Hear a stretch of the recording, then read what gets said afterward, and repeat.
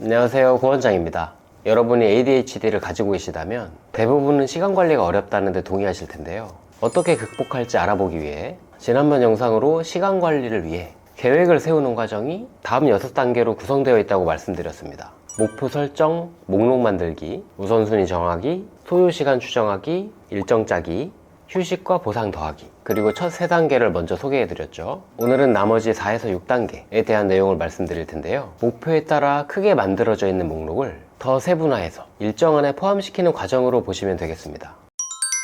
ADHD를 가진 분들은 시간을 예측할 때 변수 없이 모든 게 맞아 떨어질 때를 기준으로 계획을 세우다 보니 늦는 경우가 많다는 것을 잘 아실 겁니다. 중간에 비는 시간이 지루하고 견디기 어렵다는 이유가 한몫하죠. 이미 많이 경험해 보셨겠지만 모든 것이 딱딱 맞아 떨어져서 수월하게 풀리는 경우는 잘 없잖아요. 현실적으로는 변수에 대비한 시간 계획을 세워야 합니다. 구체적으로는 놓고 온 물건, 교통체증, 주차난, 기관의 휴일과 같이 예측할 수 없는 상황을 염두에 두는 거죠. 미리 시간을 정확하게 예측하기 위한 연습을 하는 것이 필요합니다. 예로서 시간 추정 연습을 해본 것인데요. 샤워할 때는 10분이 걸릴 것이라고 예상을 했는데 실제로는 중간에 핸드폰을 보느라 20분이 걸리고, 외출 준비도 5분이면 될 것이라고 생각했는데 입을 옷이 없다 보니 10분이 걸리고요. 마트에서 장 보는 것도 1시간이 아니라 이것저것 고르다 보면 훨씬 넘어가죠. 자기 전에 폰은 항상 생각보다 많이 보게 되고요. 보시는 바와 같이 대체로 최초 추정한 시간에 비해 실제 걸리는 시간이 더 긴 편입니다.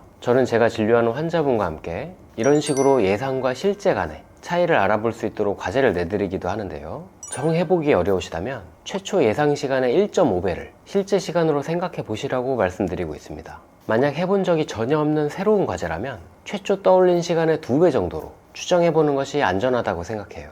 만약 시간이 남게 되면 과제를 성공적으로 마친 것에 대한 추가적인 보상으로 그 시간을 자유롭게 쓰시면 됩니다. 지금까지 목표를 달성하기 위한 단계와 과제를 정하고 한 주간의 과제가 포함된 목록을 작성해서 우선순위를 매겼습니다. 그리고 각각의 과제마다 필요로 하는 시간을 추정했죠. 이제 추정된 시간을 바탕으로 하루 스케줄에 배열하는 과정이 남은 것입니다. 순서대로 시간 블럭을 쌓듯이 테트리스 하듯이 말이죠. 일정을 짜기 위해 따로 시간을 할애하는 것 자체가 가장 중요한 부분임을 명심하십시오. 하루 시작 전에 우선순위 목록을 점검하는 것과 할 일 목록 항상 소지하기는 기본사항으로 하시고, 그에 더해 다음 팁들에 따라서 활동을 배열해 보시면 좋습니다. 많은 집중력이 필요한 일에 더 긴 시간을 배정해 보세요. 시험 공부나 보고서의 초안 작성과 같은 일은 더 긴 시간으로 배정하는 거죠. 컨디션이 더 좋을 때 더 어렵고 힘든 일을 해보세요. 약 효과를 최대로 보고 있는 오전 시간 중이 골든타임인데요. 이때 밀린 연말정산이나 복잡한 수치 계산 업무 등을 해볼 수 있습니다. 더 어렵고 힘든 일 이후에는 더 즐겁고 만족스러운 일을 보상으로 하세요. 방을 제대로 청소해냈다면 좋아하는 게임을 한두 판 해보는 것으로 할 수 있습니다. 가까운 거리에서 할 수 있는 일은 함께 처리합니다. 편의점 택배를 보내러 갈 때 분리수거를 하고 약국을 함께 들을 수 있는 거죠. 하기 싫은 과제와 좋아하는 과제를 짝지어서 하면 좋습니다. 좋아하는 아이돌 컨텐츠를 보면서 설거지를 하는 거죠. 마지막으로 휴식과 보상에 대한 이야기인데요. 대표적으로 계획을 잘못 짜는 경우가 해야 할 일 위주로만 구성하는 것입니다.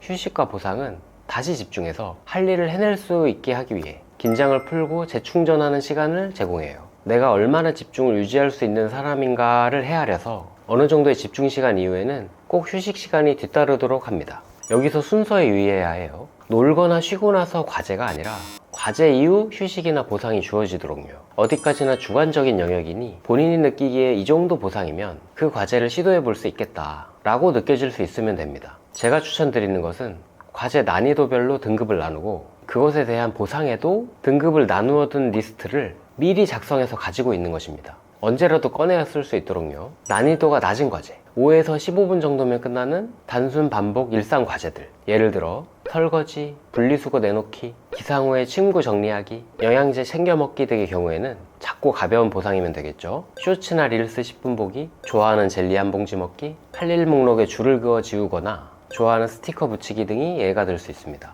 난이도가 중간인 과제, 30분에서 1시간 정도는 집중이 필요한 과제들, 예를 들어 밀린 빨래 개서 넣기, 업무 이메일에 답장 쓰기, 요리해서 밥 먹기, 독서 30분 등의 경우에는 집 근처 카페에서 좋아하는 커피나 에이드 사 마시기, 아니면 배달시켜 놓은 상태로 그 일을 하기, 좋아하는 음악 플레이리스트를 들으면서 15분간 산책하기, 플레이 타임이 정해져 있는 롤이나 캐주얼 게임 한 판 즐기기 등이 예가 됩니다. 난이도가 높은 과제, 최대한 미루고 싶은 바로 그 과제, 예를 들어 보고서 완성하기, 화장실 청소, 자격증 시험 공부, 관공서 업무 처리 등의 경우에는 확실하고 감각적인 보상이 있어야 더 할 마음이 들 수 있을 거예요.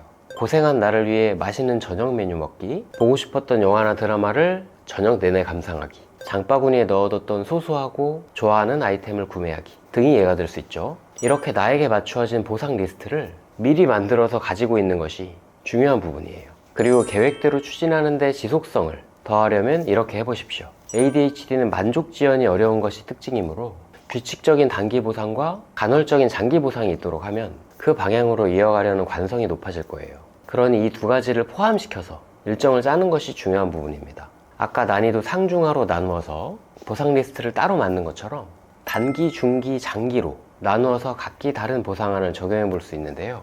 단기로는 당장 30분이 걸리는 과제에 대한 것부터 오늘 하루 만족스러운 일정을 보냈을 때 개인 시간에 할 만한 활동들이 보상이 될 수가 있고요.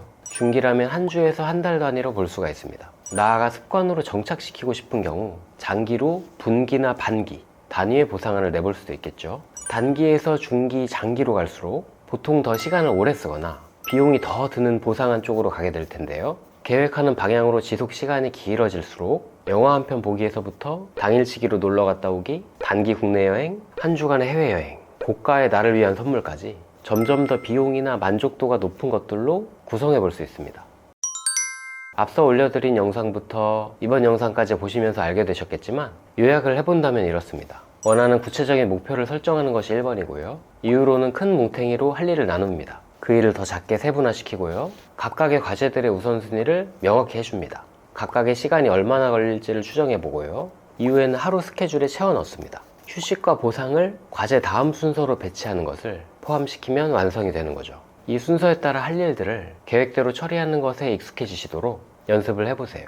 점차 내 시간을 관리하는 것에 대해 자신감이 올라가고 결과적으로 더 원하는 방향의 삶을 만들어 가실 수 있을 거라고 확신합니다. 영상이 도움이 되셨다면 구독과 좋아요 부탁드립니다. 오늘도 평안한 마음으로 쉬어가시고 다음 영상에서 또 만나요.